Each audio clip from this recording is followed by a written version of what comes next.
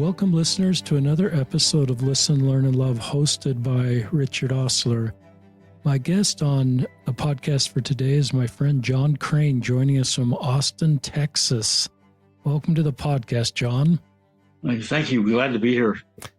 I'll give you a kind of a 2 or 3 minute overview of John's story, and then he's got an outline here. He's really prepared, and I'll turn it over to John. John and I have been Facebook friends for a long time, and I knew he was a gay man, married to another man, and often he would comment on my Facebook posts, and then it finally dawned on me, well, why don't you just have John on the podcast? He probably has a really powerful story to tell, and as I've read his outline and we've been visiting, this is something I should have done about 3 years ago.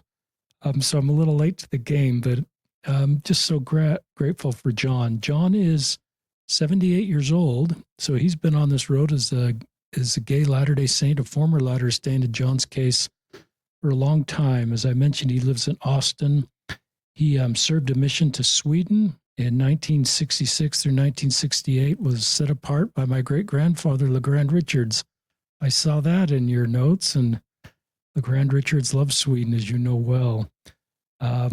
He, as I mentioned, was married. I think I haven't mentioned this yet. He was married 13 years to a woman, has 4 kids, and they've separated, and he's been with his husband, Tom, for the last 37 years. They've been married 13 years once marriage became legal, but they've really been partners for 37 years, sharing their lives together.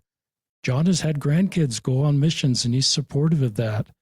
So my first reaction, if I'd met someone like John 5 or 10 years ago, I would have thought, well, he hates the church and wants everybody to leave the church. And it's a little more nuanced than that, as I listen to lots of gay Latter-day Saints share their stories. And John's story is like that.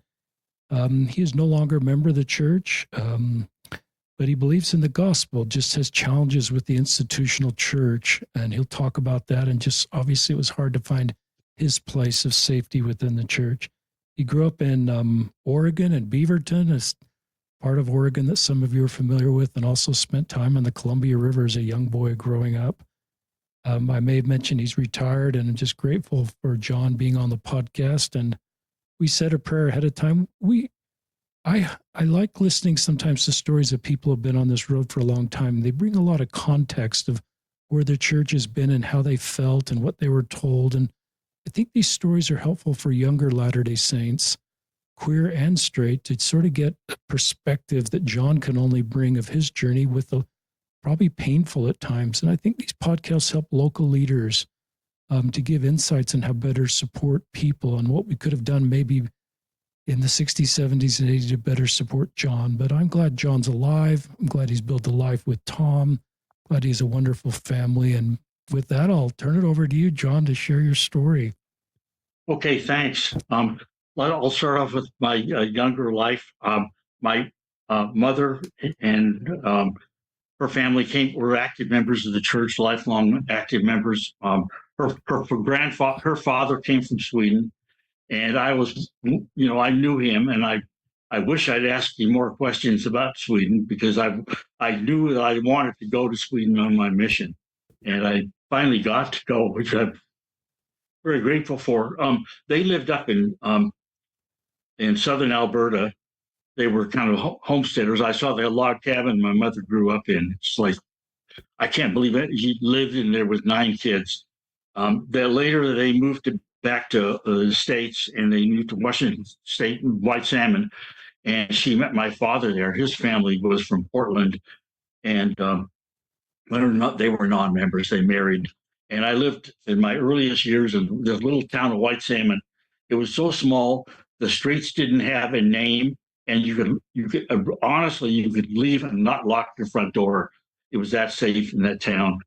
And my uncle was the branch president, and there's a tiny little branch. We must have had 100 members if we even had that many. But it was great growing up in the church. I really liked it. I was born with bad vision, and I couldn't see very well. And I'd be teased by kids at school all the time. But one thing I really appreciated about the church was nobody ever teased me there about my vision, and it was a real safe space for me, and I really appreciated that. Um, my father had his mother died when he was like 14 years old, and he re he remarried his father remarried a woman who was a Baptist lady, well, from Sweden, and she was only a college educated member of our family, and she kind of took it upon herself to teach us, culture and arts. I come from a family of 5 boys, so we were pretty wild. And then my dad came from a family of 4 boys, and she was thrust into this world of having to raise all these boys and civilize us and everything. I learned a lot from her. She used to take me out to concerts and teach me etiquette, and we'd go up on trips to Seattle and go to concerts and stuff. It was really great. One thing that she gave me when I was a little kid was a children's book of Bible stories, and I love a story about Abraham in there. I'm sorry if I get real emotional about this, but it says in this story that Abraham was a friend of God, and it actually says that in the book of Isaiah. And it really struck me. It's like, you can be a friend of God. That is really something I wanted to do. That I really wanted to be a friend of God. Just I can't tell you how much, but I really I wanted to. And I thought, I've always been taught that God is so distant and so far away, and you can't, he really hates you when you sin and all that kind of stuff. And I wanted to be friends with him. Let's see, my dad. I could talk the whole thing about my dad. Just preparing this outline made me realize what what an influence he was on my life. Uh, he always he was always looking out for the underdog.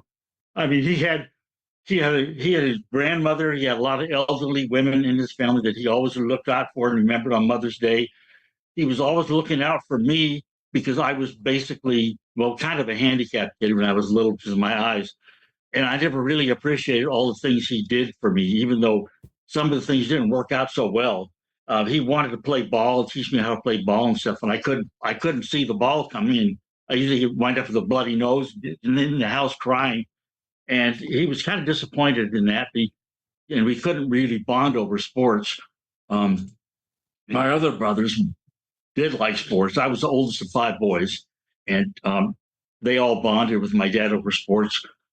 We were kind of like Leave It to Beaver. When I was younger, I don't look like him now, but I looked exactly like Wally, and I had a brother that looked just like the beaver, and he was kind of mischievous and always getting in trouble, and we were always going after each other. And then I had another brother in the middle who was kind of a politician who could talk anybody into anything. He was our Eddie Haskell. So we were kind of like I was looked at that as our family. We Leave It to Beaver. And then there's 5 boys in our family, and the youngest one is also gay. I didn't really relate to him that well because he's like 13 years younger than me. And by the time he was a teenager, I was gone. I wanted to bond with him more and talk with him, but we were just years and years apart. There's a theory that says if you have older brothers, that you're more likely to be gay, and so I always believe that because of him. Let's see, where are we at? Okay, growing up, I had a lot of girl cousins, and I liked playing with girls because I was a pretty smart kid, and I just thought they matured faster than boys, and I like playing their games better. I mean, we had girls that would put on puppet shows, and this one girl put on a circus, and somebody else had a school in her garage, and we'd have all these pretend adult games. That was pretty cool. It was either that or play war with the boys, and we have they have dirt clod fights, and I mean that just got kind of boring after a while. And so I was more interested in reading and studying and music and space. Okay, all the other kids like cowboys. I like space. I watched all the space shows on TV, like Superman and well, they had a lot of other TV shows, but space and science fiction and stuff. Read everything I could get my hands on. I was always, well, I already mentioned that. I mentioned that. I tend to get bogged down. I practiced this outline several times, and I either get bogged down in one area and run out of time, or else I skip over things. So I'm going to try to find a happy medium. You're doing a good job. Okay, thank you. I wanted to talk to my mom a lot. I think we had a really good relationship. I talked to her about being bullied at school a lot. I felt like, the kids don't understand me. I don't get ever picked for any of the sports games, and they always laugh at me and stuff. And she'd try to consult me and console me and help me feel better about it. But the old sticks and stones lecture. I mean, that's about the best she could do. I always tried to do right in my life. I wasn't really rebellious or anything. I had a smart mouth. It was about my biggest crime. I was always griping about things, and I got punished for saying things I shouldn't be saying. But I wanted to do right. I didn't feel like I had to please anybody in the church or satisfy God or anything. I just wanted to do the right thing. I really, my whole life changed, I think, when I was ordained to the priesthood. We were, like I said, we were inactive. My dad, he went to church once in a while, but usually he didn't. My mother never went. I had to beg rides to go to church with members because I was little. I couldn't drive, and it was too far to walk. But something happened when I got the Aaronic priesthood. I just really got serious about the church. And I went to sacrament meetings all the time. I did my Aaronic priesthood duties, fast offerings, and everything. And I really enjoyed it. I wanted to learn more about the gospel. I wasn't really happy with the simplistic answers. I wanted to learn more. And our ward was kind of a mix of people. We had people that were very educated, lived up in the hills of West Hills of Portland, very affluent area. They were dental and medical students and prominent members of the church up there. And then we lived down in the valley where the common folk lived, and we mixed together really well. I had a group of friends that I palled around with, and we were kind of about half and half. We were pretty conservative politically, and we hung around in high school, went to seminary together. One of the kids' dads was a seminary teacher. One time we were on a scout trip up to Mount Hood, and half of our troop was out looking for our cabin. We'd rented for the weekend. The snow was so deep you had to have snowshoes. And the rest of us were in Timberline Lodge waiting for them to come back. And we waited for like 2 hours, and then they never showed up. We were getting kind of worried. And one of the kids suggested we have a prayer. We should have done it earlier probably, but nobody thought of it. And he suggested it, and he asked me to do it. And I was kind of surprised because I was the inactive kid. My dad wasn't a member of the church. He didn't have a calling in the church, and nobody knew my mother. But they asked me to say the prayer, and as soon as I said the prayer, as soon as I said amen, somebody said, "I hope you were serious about that prayer," because they just showed up. I was like, wow, okay. they were there. Another time we went on this trip down to the beach, just on the lark, us kids. One of the teenagers had a car and he could drive. We went down to the coast. We didn't tell our parents or anything. We took an hour trip from Portland down to Seaside, and it was at night. And we started talking about doctrine and everything. And one of the kids, his dad was a really prominent member of the church, and this guy actually turned out to be quite famous. I won't mention his name, but you'd know his name if I said it. But anyway, he was one of my friends, and he was teaching us about the Book of Abraham. And I never heard about this before. It was totally new to me, and I was just fascinated all the way down in the car. And we got out on the beach, and we were walking under the stars. And just all the stories about Abraham and the stars and the intelligences and everything. It was a clear night. You could walk way out because the tide was way out. It was just an incredible, unforgettable experience. And well, I really liked that. We didn't, like I said, we didn't have any church books at our house. Well, we had the Book of Mormon, and I read that, and we had the Doctrine and Covenants, and I read that, A Marvelous Work and a Wonder. And I'll get into LeGrand Richards. glad you're related to him because I think he's had a tremendous influence on my life, really. Um, um, anyway, I used to go up to the bishop's house and read his books because we didn't have any books at my house. And they were okay with that. I mean, I was just sitting there in the living room and the family was just doing what they always do, just eating dinner and getting ready for whatever. And I was just sitting there reading. And I said, I couldn't believe the stuff I was reading. This was incredible. I mean, like teachings of Prophet Joseph Smith and early history of the church. And it was really great. And then he also had a Swedish book. And I don't know where he got that Swedish book, but I read it and studied and checked out books at the library and tried to learn Swedish. And when it came time to get my mission call, I wound up going to Sweden. It's really surprised me. I was glad. Back in those days, we didn't have. Let's see. I got to back up a little bit before I talk about my mission. My dad, I helped him a lot. He was studying to improve himself and get a better job. And he was working for the post office and wanted to get a job for the FAA. And it's kind of funny because post office is a very high stress job. And so is FAA. And after that, he became a school bus driver. And that's a pretty high stress job too. And my dad was extremely high strung. I mean, I don't know how he did it. But anyway, I helped him study for it and he got the job, and he was up in Seattle, and he comes home one weekend and says, oh, the missionaries were with him. He says, brother, we're going to baptize Brother Crane, and we'd like you, me, to baptize him. He asked for you to baptize him. I was 18 years old. I just became a priest, and I was shocked. I mean, I was just totally caught off guard. I was totally unprepared. I was very nervous for my interview because they interview you to see if you're worthy and stuff. And I was having all these, being 18-year-old, I was having all these sexual thoughts, and it wasn't anything specific. I was just thinking about sex all the time, and I felt guilty during my interview, and they could tell. The bishop's counselor who interviewed could tell I was feeling nervous, and he said, "You don't have to worry about it. You're worthy to baptize your dad." And I baptized him, and he totally changed. I mean, all of a sudden he became the most active member of the church. I couldn't believe it.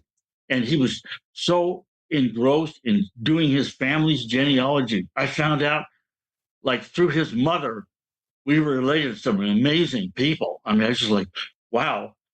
And I wish I'd known her. I've seen pictures of her. I wish I'd known her. She was a really great lady. My grandfather built her a car. I've got a picture of the car he built for her.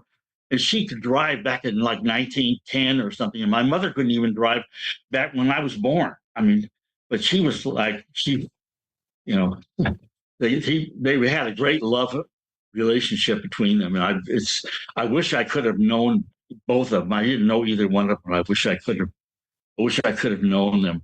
Anyway, later, I'm going to talk about his parents later on too, but I got my mission call. I went to the mission home in Salt Lake City, and it's different than it was now, because then we had this old hotel they made into a mission home, and it stood right where the church conference center now stands. Makes me feel kind of bad because I have a lot of fond memories of that place, and it's now torn down. And my wife and I had a honeymoon in the Hotel Utah, and it's no longer there. And the part of the Salt Lake Temple where we were married is torn down too. So I don't have a past.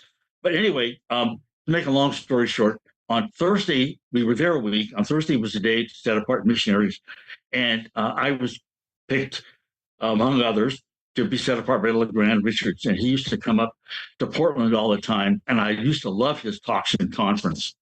And one of the talks he always gave was about when his dad went on a mission, and he'd leave LeGrand in charge of the farm and everything. And his father would tell him how much he trusted him to take care of the farm. And LeGrand, Elder Richards said, it's like that, putting that trust in me was like putting a steel rod up my back. And that really impressed me, that talk he gave in conference. Because in my life, it's like everybody was always saying, well, you can't do this, you can't do that, you can't see well, we're not going to let you drive, we're not going to you can't do a lot of things. My teacher said you can't take the advanced courses because you can't see well enough to read and all that kind of stuff. And that really inspired me hearing that from Elder Richards. And during the setting apart prayer, oh, my mouth's getting dry.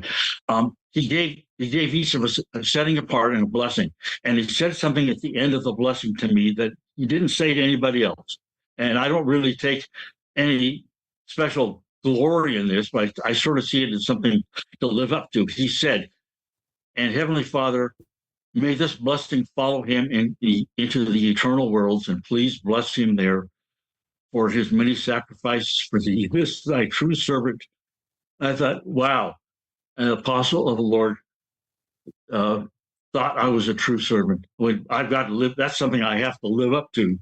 And I finally found out what that really meant. It really means you have a pure heart.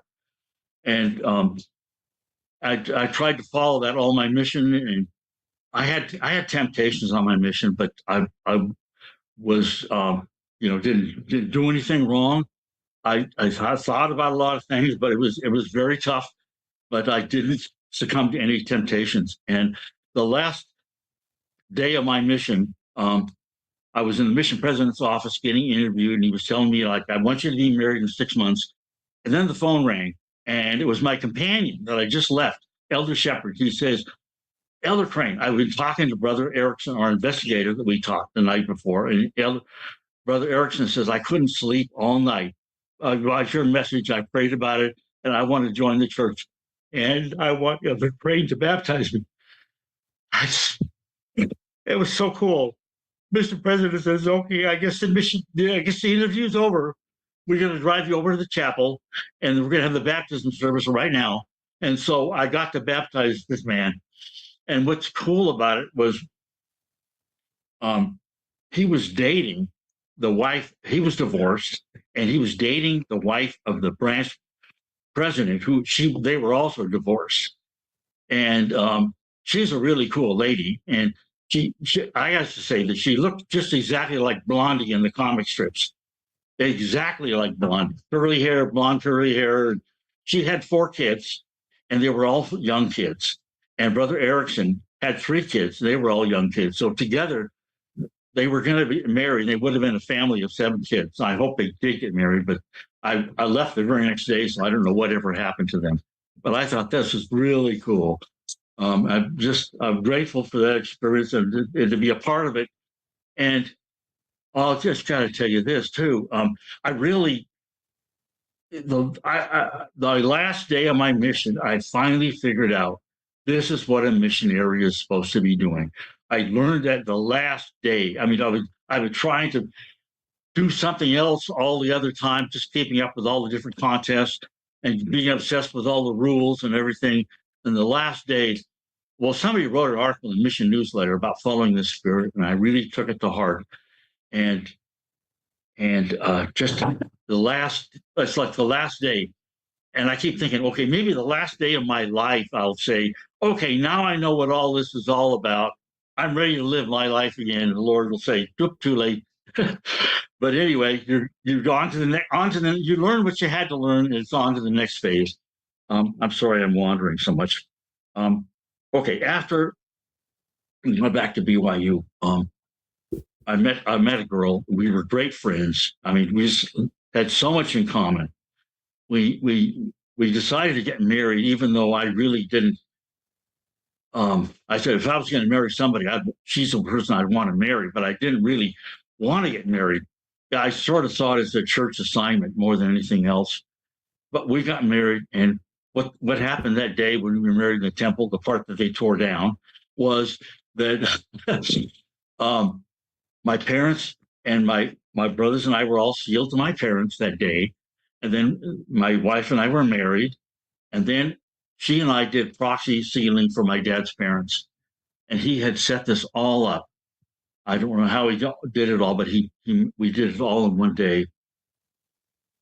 And our honeymoon that night was like, I never had sex before. I didn't know anything about sex. I never masturbated. I never looked at pornography.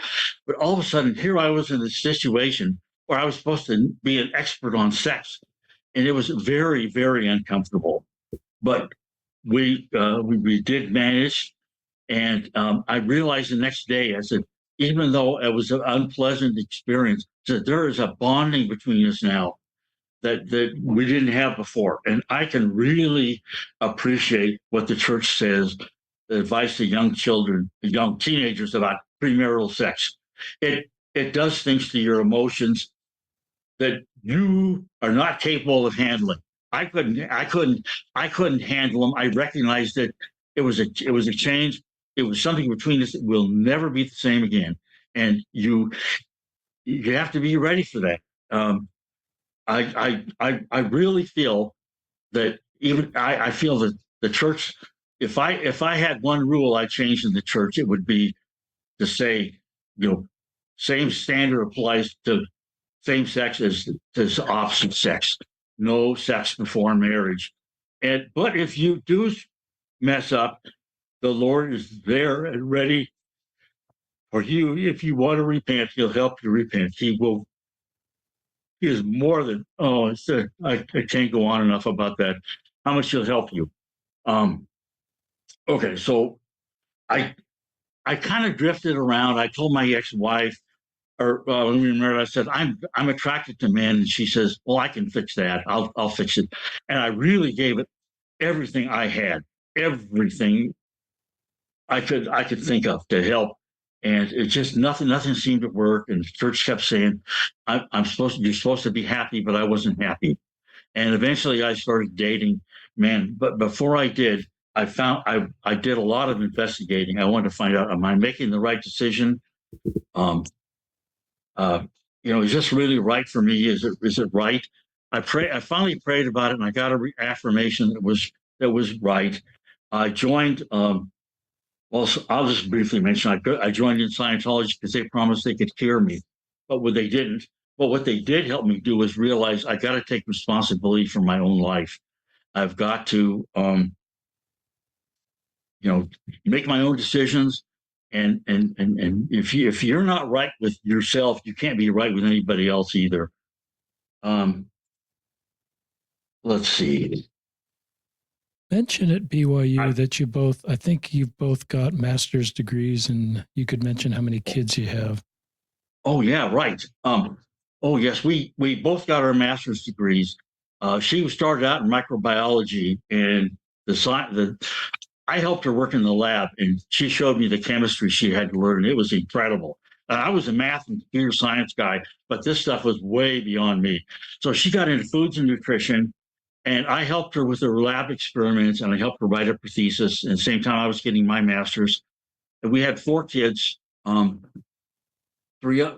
of them is active in the church now. 2 of them went on missions. The 3 oldest kids were very college-oriented kids. The younger kid, his name was Rob, and his real full name was Robert, but I think everybody called him Rob because he was a little juvenile delinquent. He was always stealing things and getting in trouble and stuff. And we didn't know what to do with him. We kind of wrote him off as a lost cause until this one psychologist counselor helped us and said, hey, Robert is really a smart kid. He just needs some structure in his life and needs somebody to believe in him. And I found out Rob wanted to be a heating and air conditioning technician. And so I paid for his schooling, and he just blossomed. I mean, it's like I had this theory that if I put my trust in him, if I believe in him, he'll pan out, and he did. He panned out magnificently. And then after that, the girls called him, "Oh, Rob," like on Dick Van Dyke, like Tyler Moore used to say, because they liked him. He was a real charmer with the ladies. His teachers loved him at school. My wife and I had a choice. Graduation that day, we could either attend our older son's graduation at BYU. We knew he was going to be okay, but we both went to Arizona to my other son's air conditioning school graduation, and because we figured he needed us more. And it was like we were both just blown away by his progress and the changes in him.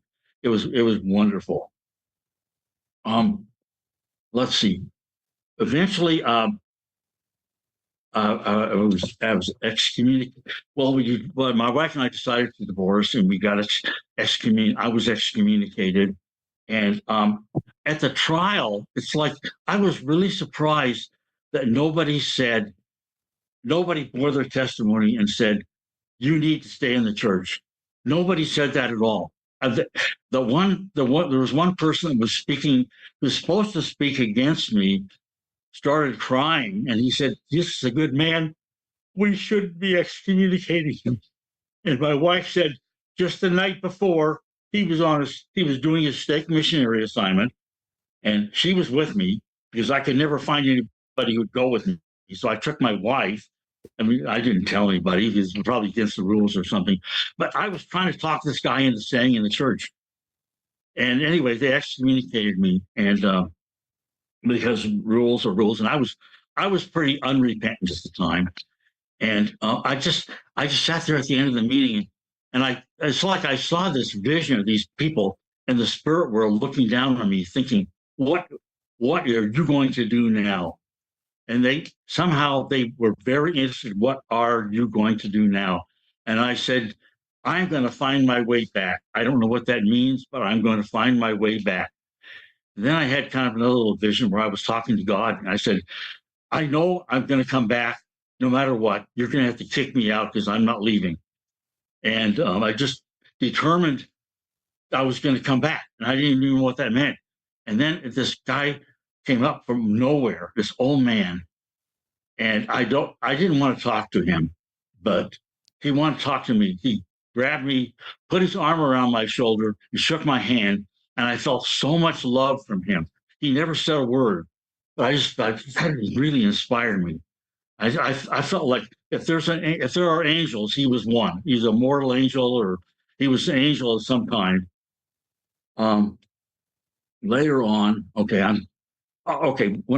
before I came out, I was constantly angry at people. I was angry at everybody, hated the world, hated everybody. I was mad at my wife because we were unhappy, and just generally irritated with the world. After I came out, I realized I was really a loving person. I didn't even realize that. It's like the Lord just showed me that I could love people, and it's like, I just got in love with love, and I started dating people, and I wanted to get with a relationship really bad. And anyway, I was at the point where I had broken my wrist, and I had roommates, or quote unquote significant others, that had robbed me, beaten me up. This one guy stole just about everything I had and left. And I found out my company I worked for was doing illegal things. And I finally went to the Lord in prayer. Just says, okay, Lord, I've really messed up my life. I'm making my choices. I'm going to follow your direction from now on. I'm going to do what you want me to do. I'm not asking you to live my life for me. You tell me what to do and I'll do it. And it was like, like the song, I'll go where you want me to go, dear Lord. I'll be what you want me to be. I really, really meant that with all my heart. And it wasn't too long after that. That was April 1985. It wasn't too long after that I met a bunch of ex-Mormons who were gay and were excommunicated in Affirmation in LA. And I started attending their meetings and hoping I would meet somebody. And I met a couple of really good people, but nothing ever really panned out. But eventually I started meeting with these people who wanted to sort of have a gospel study group in their homes. And I started meeting with them. And after about a year of that, I decided I didn't want to do that anymore. They were going to have a meeting on a Saturday. And I decided the Sunday before that, I was not going to go anymore. But then every night that week, I had a dream. And when I dreamed, I was running for a train and I missed the train. I was running for a bus and I missed the bus. I was running for an elevator and I missed the elevator. Finally, on the last night, I was running for a boat and I literally missed the boat. And I thought, this has got to be a sign. I'm going to that meeting tomorrow. And so I went to the meeting, and Tom was waiting on the front porch. It was at somebody's house, and he was impressed to stand out on the front porch and wait. And he saw me coming up the walk, And he told me later, he said, time stood still for him. And for me, I walked up and I hugged him, and I decided I want to put, like, I'd hug him as if God were hugging him. I really want to put everything I had into it. And later on, he said, I never felt safer in anybody's arms. I felt like God was hugging me. And when I found out about his history, I mean, like, he was born handicapped. He had cerebral palsy. His mother took some fertility drugs that really messed him up. The only problem he really has is with his legs now, and a few other minor problems. But he is as smart as can be, and he can get around and take care of himself. But he died. He was born premature, and he died 5 times, and came back. And I got to tell you this story though. He was in this hospital, and his mother was, well, he wasn't born yet, but his mother told his father that her water broke and she had to go to the hospital. He wouldn't go because he was in some church meeting. And she kept calling him and he wouldn't go. And finally, she had her sister drive her to the hospital. And it was a Catholic hospital, and they thought Tom was going to die when he was born because he was very frail.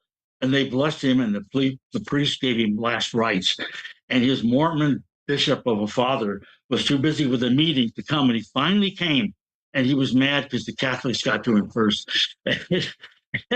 Tom always teases him. He was baptized Catholic before he was born, baptized Mormon. And his dad was mad because they got to him first. But when I met him, he was homeless. He was thrown out because he was gay. He had been a missionary, and he was a good missionary. He had a lot of spiritual experiences on his mission, and we've had a lot of spiritual experiences together. The first night we were together, we decided we weren't going to have sex until we could have some kind of commitment ceremony. And so we did. It was like a couple of weeks before we had the ceremony.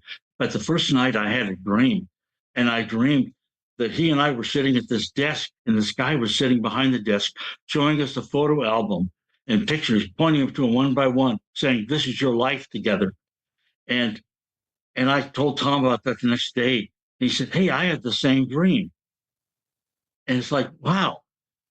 And we've had many revelations from the Lord, and I know this is kind of maybe controversial, but the Lord basically told us one time. He said, "The key to your success is that you remain together."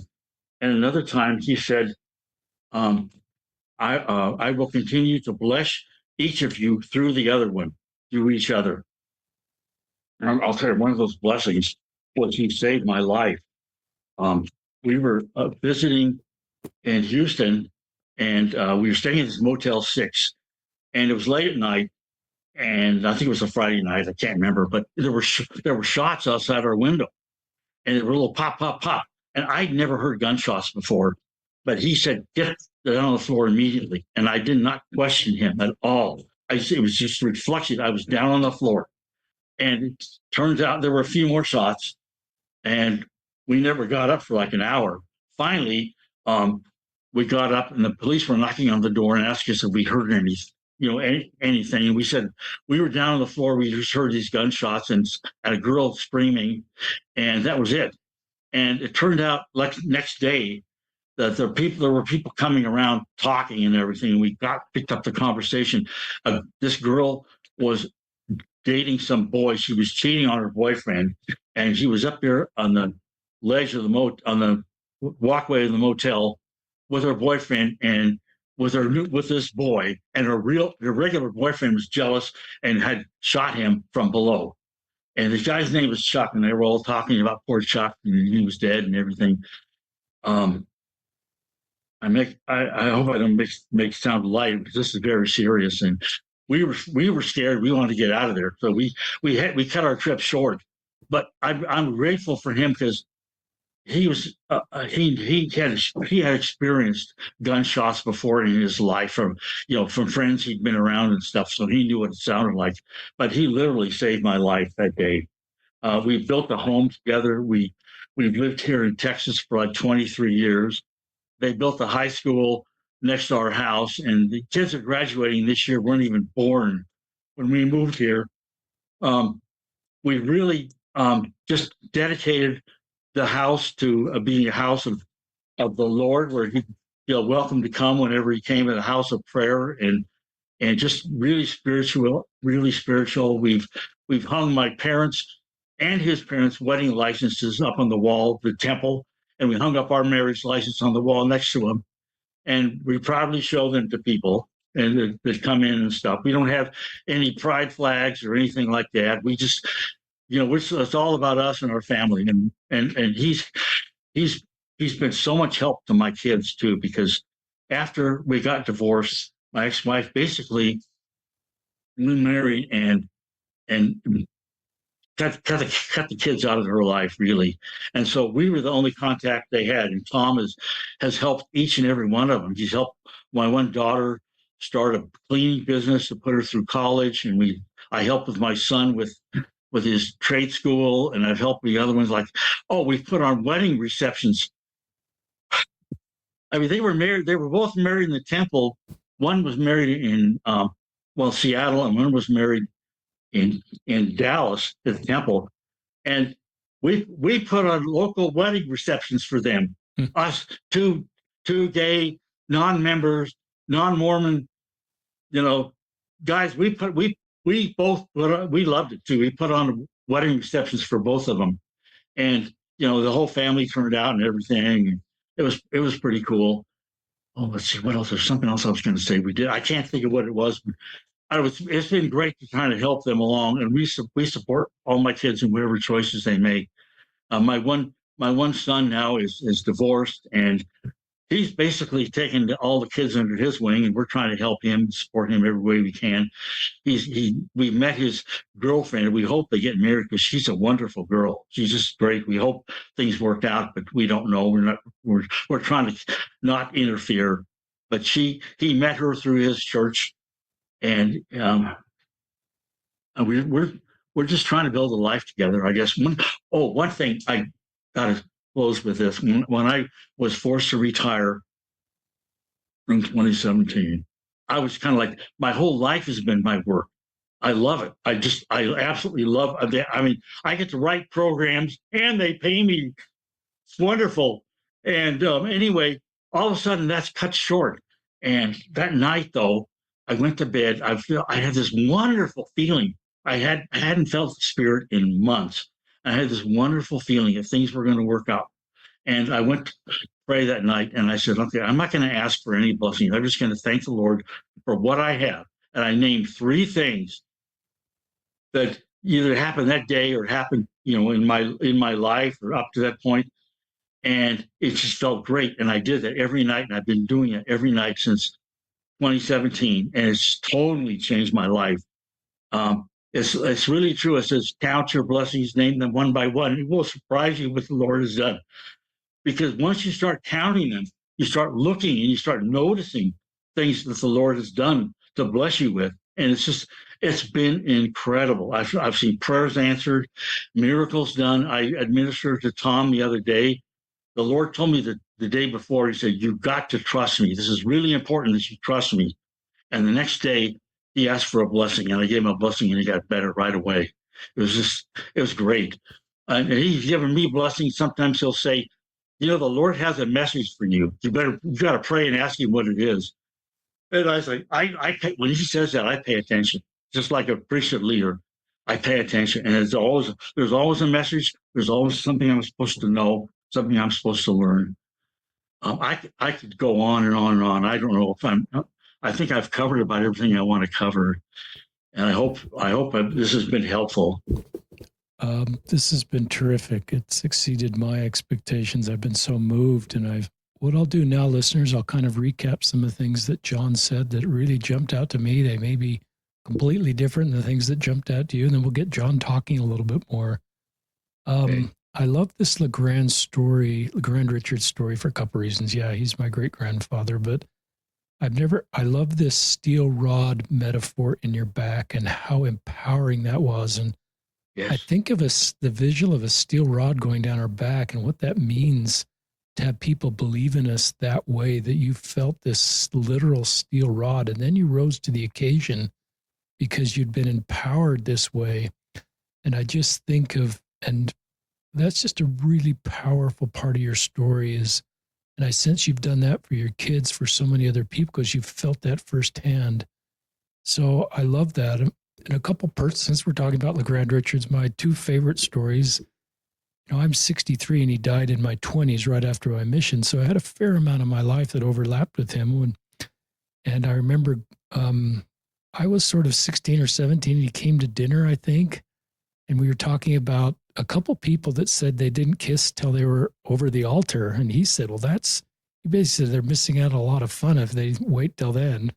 And I just thought I kind of thought of him as this serious church leader, which he is, but he has this personality. And then, towards the end of his life, we knew he was, at the end of his life, we went and visited him in the hospital, and we'd kind of been painted this really difficult picture of where he was health-wise, which wasn't accurate. And we knew he had his leg amputated from the knee down.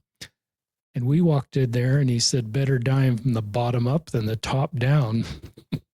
And I just thought that epitomized his whole positive, just this nature of his positive personality. And I'm glad that you've had these wonderful experiences, and thanks for serving to Sweden. I hope people caught John's deep emotions. This is a really good man.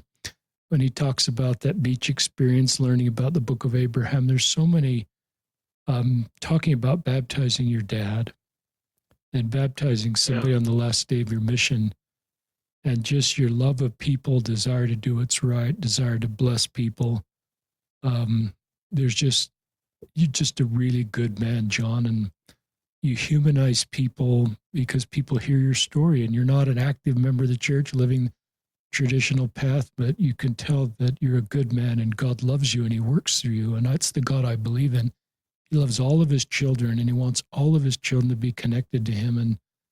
And the church for me is part of that. It helps me do that. It's a means to that. And it's been that for you in the past. But I think we need to also honor that, let people know that they can receive God's guidance in their life if they're not active in the church, because God wants to help all of us, and you certainly show that.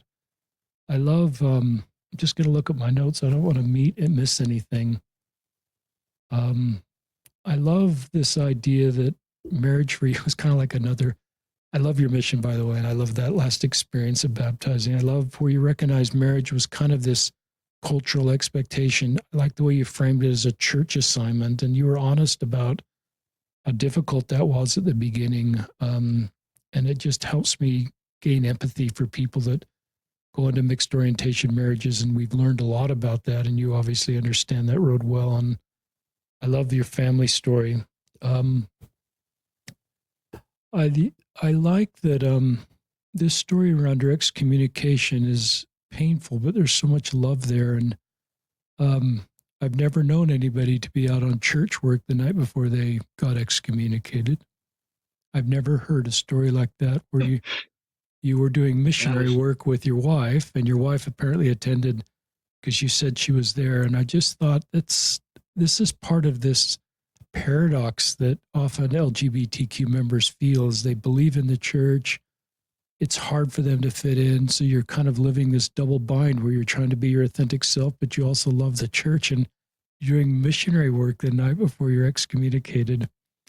And I was supposed to play the organ in sacrament meeting next day too. And I love this old man, this nameless old man who didn't say a single word, and you've been excommunicated for a while, but he shook your hand and you just felt his love. And I don't know, how many years ago were you excommunicated? Do you remember? Let's see, it's 82. Oh, 89. So that's 50 years, 60 years. So that's a long time. And for you to still remember with the emotion you feel of a really difficult day, a painful day, but that old man, quote unquote, who didn't say a word, but you can still feel the moment. And it's an invitation for all of us to be the old man in people's lives. And often it doesn't require us to say a single word, but it's just symbolically being there when someone's hurting. And he could have walked out of the room. I don't know if you met him in the room in the parking lot. He could have not done what he did. And he probably had no idea how much what he did meant for you. Oh, it did. I mean, I've met people in the church that are just absolutely wonderful. I mean, I've had some bad experiences in the church too, but when I was a kid and I'd go to church and I couldn't get a ride home. There was he was Brother Larson. He's the husband of my primary teacher, and he'd sit there and talk with me between Sunday school and priesthood, just spending time with me. It was so great. I mean, I really appreciate people who did that. Not everybody did it, but there was enough people that did it. And my bishop let me study at his house, and it was great. I don't. I just think this is, and I like you being honest about, once you decided your path was to date men. A lot of people, if you're straight and dating women, there's sort of this path and there's this support structure and there's dances and sort of a culture around that. And then if you start to date men, and this is where I think your story helps younger people that feel their path is the same-sex marriage or to date of the same sex, is you didn't use this word, but I put this word vulnerable, that I feel you're really vulnerable at that point. And then that's a point where people can be taken advantage of because they're looking for validation. They're looking for support. They're in a new lane. They've been excommunicated. So they're kind of loose. They're kind of not in their tribe. Obviously it's a new world. And so I like that you say that you were in some painful, taken advantage relationships. And I don't think you wanted that, but I think you were vulnerable. And I just think that was a painful part, but I'm glad you shared it. And when I meet with people that are considering a same-sex relationship, I said, don't do this out of anger. Don't do this out of vulnerability.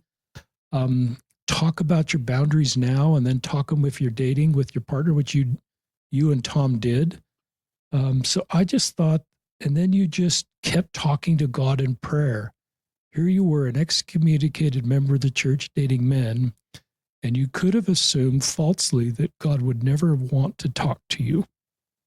Yeah. How did you know that he would still talk to you and guide you and love you? I don't know. I just prayed about it. It's just kind of gradually came to me. One time, I know. Okay. This is a long story. I'll tell you very short. A group of us decided we were going to start in earnest, like really forming a study group and, partaking of the sacrament and teaching each other. And one day I was sitting at my desk and this feeling came over me. It was like I had to take a pencil and paper and write. And I started writing, and it was a revelation. And it was powerful. In my opinion, it was as powerful as anything in the Doctrine and Covenants. It's like, I cannot believe that God wants to talk to me. And it would really, and he wants to answer my prayers. And it just sort of gradually evolved from there. He'd answer my questions and tell me things. And mostly it was about how much he loved me and how much he loved everybody else. And gradually I came to realize that, it was a mistake for Adam and Eve to run away from God in the garden. They should have, when they heard God calling, they should have ran directly to him as fast as they could and said, we've sinned, we've done wrong. We ask for forgiveness because the Lord will forgive you. And he doesn't hold a grudge. It took me a long time to realize, he's mad at me. He's going to stay mad at me for a long time. But that's not true. And I don't know, it's kind of, you kind of experiment a little bit too. I mean, I'll try experimenting with how much I can sin and get away with it, but just different, if you feel like the Lord has told you something to do, go do it and test it and see if it works or not. Or ask for blessings, ask questions, see if you answer. It's a kind of an art and a science plus it's spirituality. It's a sort of a technique you have to learn on a lot of different levels. I firmly believe in revelation. I think I harp to death on it on Facebook. You've got to get in touch with the Lord, and there's a connection there. When he said, "I am the vine, and you are the branches," he wasn't kidding. And man by himself is nothing, but man with God together is everything. And it says in D&C 76, "Let no man glory in man, but let man glory in God." And I see that as like God and the godlike potential that we each have. And if I get disappointed in people and get out of sorts and impatient, it's because I feel like we're not living up to our potential. There's so much potential there. I think it's just awesome with the potential we have, and we're not living up to our privileges. And I had a chance to talk at my dad's funeral, and it was like 14 years or so after I'd been excommunicated, and it was an LDS chapel, an LDS audience, and I was ready to just unload my burden. And I mainly talked about my dad and what a great man he was, and how honest he was, and how he looked out for everybody, and just the potential that we all have. We just trust in everybody. We trust in each other, and that potential will come out. Sometimes it doesn't. Sometimes it fails. I trusted every one of those guys that I dated. Some of them panned out. Some of them didn't. Some of them beat me up. One almost got me arrested. Just the day after I got a dream job in Silicon Valley, he was so jealous. I guess, I don't know. He beat me up, and the cops came and said, "I didn't fight. I'm going to arrest both of you. I don't care who started it. I'm getting both of you." Okay, that's enough of that. Somebody else pulled a gun on me. My wife pulled a gun. Well, that's a whole other story. Never mind. But you got to trust the Lord. I mean, it's all. If the more you trust Him, the more He'll trust you. That's all I can say. And like knowing that the Lord depends on me to keep my promises to Him, that keeps me going when everything else fails. There was one day when I woke up and I just didn't care about anything. I didn't care about a thing. But I thought to myself, wait a minute, I made promises to the Lord. I am going to keep those promises, even whether I feel like them or not.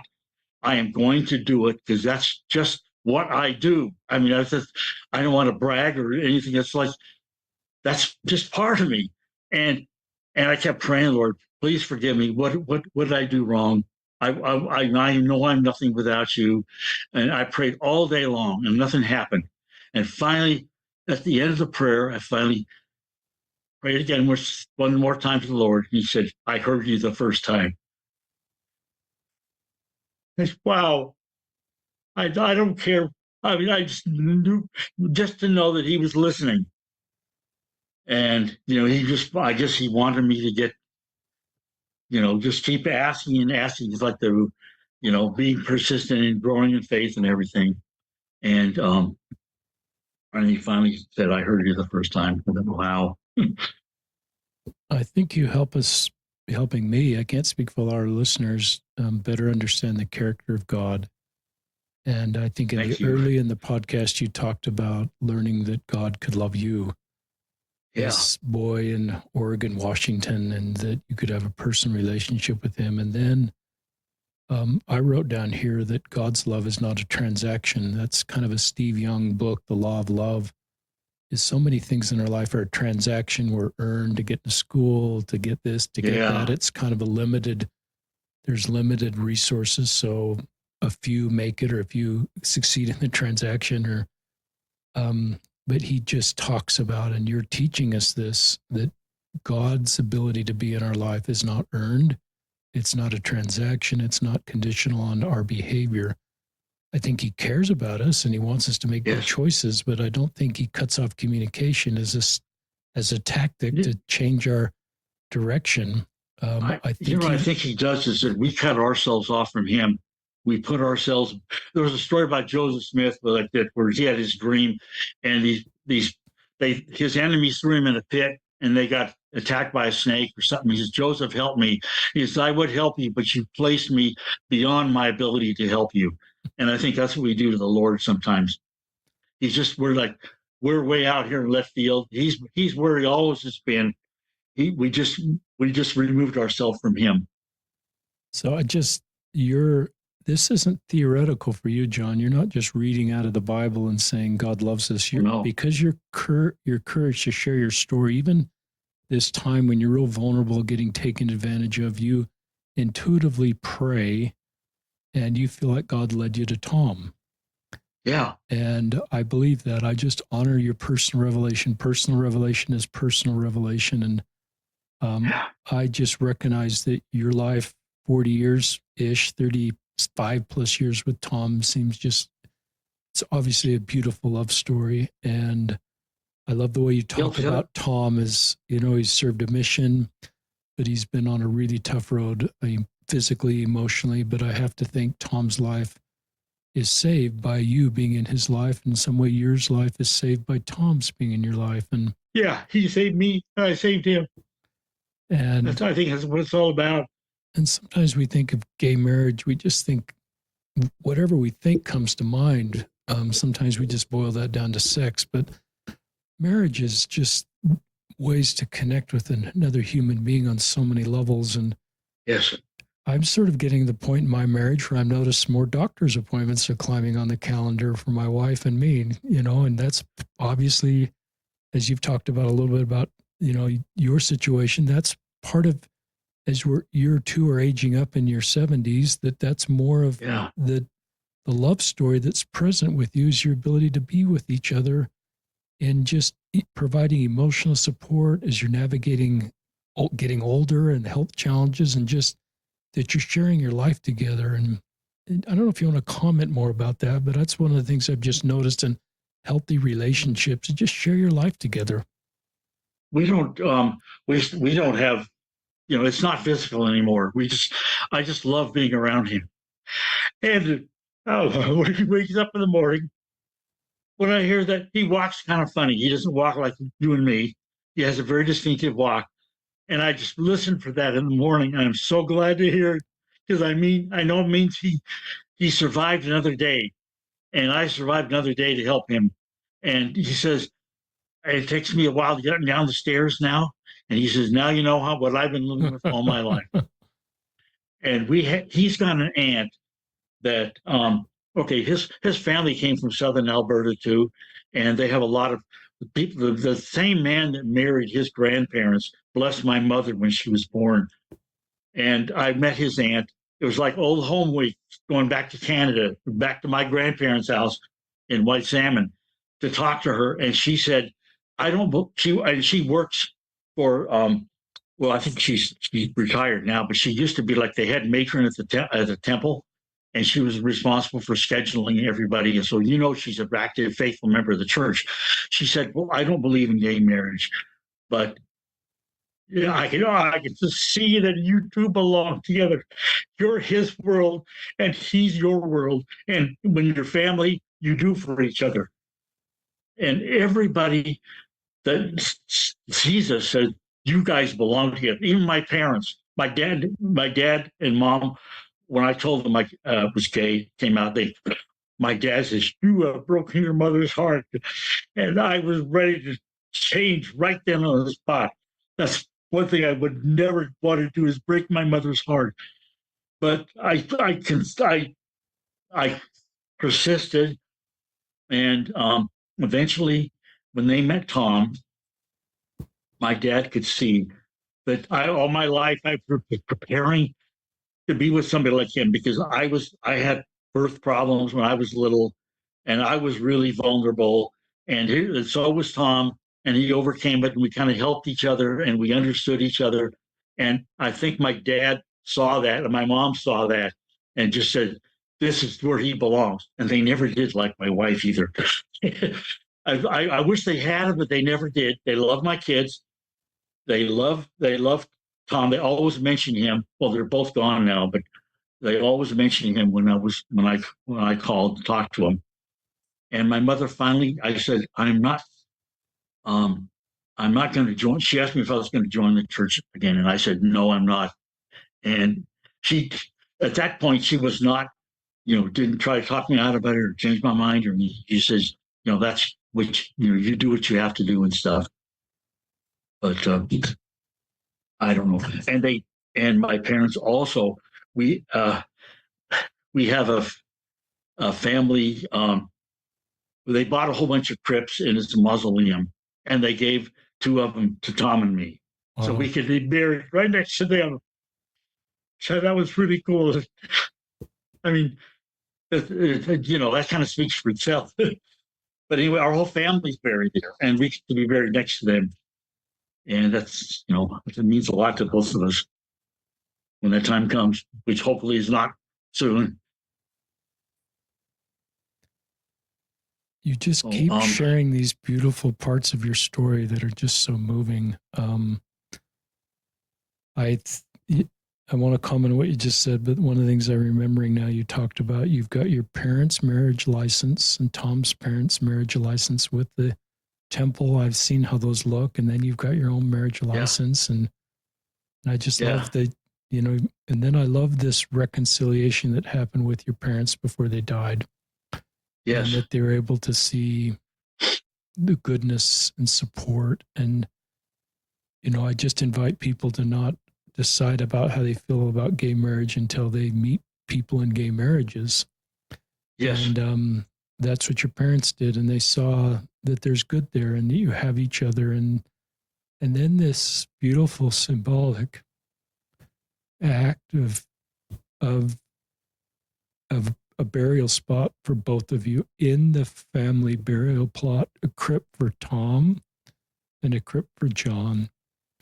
Yep. What kind of a message does that send about how they feel about you and Tom, that you're not ever wondering now, what do my parents think? That's just a beautiful moment in a family love story, and just causes us all to think, what can I do to symbolically let people in my family circle know that I love them? That's just beautiful, John. Thank you. There's a lot of stories I could tell about. It just goes on and on and on. I mean, you say something and it remind me of something else. I am really grateful for my life, and just preparing this outline has helped me review my life and just realize how grateful I am for it. And if it didn't seem that great at the time, seemed like there was a lot of rough spots, but I mean, now it's all kind of fitting together. It's like when you finish downloading a video on the internet, and the whole picture comes together. It all fits. It's beautiful, and I know that the Lord has been there all my life, even when I haven't been there for Him, and even when I've been ungrateful. I was terrible as a kid. I mean, I'm ashamed. I'm also, I wish I could live over some of the mistakes I've made. I made a lot of mistakes, but at least I've learned from them. And I can't pay people back, and I can't pay the Lord back for what He's done for me, but I feel like I can pay it forward. And I hope that I can somehow fit into His plan and do His work in this life and the next, and really, serve Him in every way I can, because I feel like you ungrateful servants. I feel like King Benjamin. It's like we can't begin to pay him back, and what happened to him was so unjust, and it's like it just cries for justice, and I want to pay that back in some way. It's very hard for me to accept anything from anybody. I'm grateful, but I still want to say thank you and pay you back. I want to do both. So hopefully someday that opportunity will come. This is a really unique story, John. We've done a lot of these podcasts, but this is really unique, and I'm so glad we did this. It's recorded for lots of people to hear for a long time. I love One of the things, obviously, listeners, that I'm picking up is that even though John's quote unquote excommunicated, it's not like you forgot the doctrine of the church or forgot the No. teaching. You just quoted King Benjamin. You've been quoting the Book of Mormon, a Doctrine and Covenants, church teaching. So it's not like you disconnected yourself from the gospel of Jesus Christ. I love the Book of Mormon, the Doctrine and Covenants, the Pearl of Great Price, and the Bible. I really love them. I studied other books too, but they all kind of reinforce each other and answer my questions. I mean, they're not LDS doctrine, but they help me understand. And in the book, and I love the scriptures. I mean, I've read the scriptures over and over again, even outside the church. I've read them. In fact, the Lord even said, "I want you to do something for me. You do an assignment. Read section 93 and write down what you think about every single verse." And so I did that. And it's okay. Now that you've done, now do that for the whole Doctrine and Covenants. Okay, now do that for the New Testament. It's like he kind of leads me along. Like I've written these big books all about commentary, things they say to me, things I've learned from them, revelation, if you will, that I've had about them. And it's a great study tool. And I've written this program that goes through, it searches the scriptures, and it searches the Book of Commandments, the lectures on faith, speeches, the words of Joseph Smith. I can find anything in there through this program, and I've made it available for free for people on the internet. It only runs on Windows. I'm not trying to advertise this. I won't mention anything more about it, but it's available. So and cool. If somebody emails me, I'll let them know. It's all free. It was a labor of love. Do you want to put your email in the show notes? Sure. Okay. Tell our listeners your email verbally right now, and then we'll put it in the show notes. Okay. It's J Crane 144. No, excuse me. No, I'm getting it mixed up. It's John 144 at gmail.com. Okay. So, and the John 144 comes from John 14, verse 4, which goes, "The way you know." Thomas said, "How do we know the way?" Or was Thomas that asked? I can't remember. How will we know the way? Christ says, "You know the way." So here you are putting scripture in your email address. How consistent with your life story. I love what you talked about the next life, and you didn't talk about vengeance. You didn't talk making up with people that were hard on you. You talked about, I want to serve people, and I want to bring the good news of the gospel. I'm using my words. It just is an insight in your character, John. Yeah. I also recognize that, once you felt your best path forward was to be with Tom, there's not a way to participate in the church. And I'm also mourning that for 40 years, your voice hasn't been in the church, and your ability to serve, to help others find Christ. You've done a great job, but I recognize that our church in some ways is worse off because we haven't had you for 40 years, and your goodness and your insights. I wish my voice was in the church. I wish I could. I do my best. I talk on Facebook and make posts and stuff. I wish I could share what I know, what I've learned. I mean, it's really, well, Tom says, well, they wouldn't listen to you. They don't want to hear it. So I don't know. I wish I could do that. I wish I could do that very thing. Yeah. And I just, I hope for better days, listeners, where we just learn, find a better place for LGBTQ Latter-day Saints, because they have great contributions. You can obviously sense John's contributions on his mission in Sweden, that last baptism, his story, up until his excommunication, but then his desire to still stay connected to God and continue to stay connected to the gospel of Jesus Christ. I wrote down the word hope. You give hope to people. This may be helpful for someone who just feels they're beyond God's reach because of whatever has gone on in their life. And I just, if you feel that way, I hope you hear John's story. I do. And recognize that no one's beyond God's love, and you haven't, that's not a transaction. It's just there for you. And so if you're doubting that, and you feel you've gone too far, or it's too bad or too dark, please listen to what John has to say to you, because God loves all of his children. That's kind of all I have to say. John, do you want to say anything in closing? Well, I just want to say it's been wonderful interviewing with you, and I feel very safe. And I would tell anybody, if you're nervous, don't be. You are a delight to talk to. You make me open up, and like I say, I feel safe. Not like a bishop's interview where you're on the spot. That's great. Yeah, I really appreciate your work, and I appreciate it even more now. Well, it's people like you that make this podcast work. And I'm just so honored to know you, John. You've been on my Facebook for a while, and this podcast is probably 2 or 3 years overdue, but maybe this is the right time to do it. And maybe I think it was. Allies like me have just better tools to better draw a story like yours that I might have been more uncomfortable with 5 years ago or 8 years ago, and more comfortable just seeing good in people as they walk their various roads and trying to draw that out, and grateful for the impressions I felt to start this podcast so we could meet good people like you, John, and 10 or 20,000 people are going to hear your story over the next couple of years, and it'll help a lot of people. So that's like a lot of sacraments you just spoke at. I hope they do, and I hope the main thing you get from this, my message, what you just said, is no matter how low you get in life, you're not beyond the reach of the Lord. If you reach up for him, he'll reach down for you. There's like that one picture where they have the hands in the water and everything. That's what it's like. And it's amazing.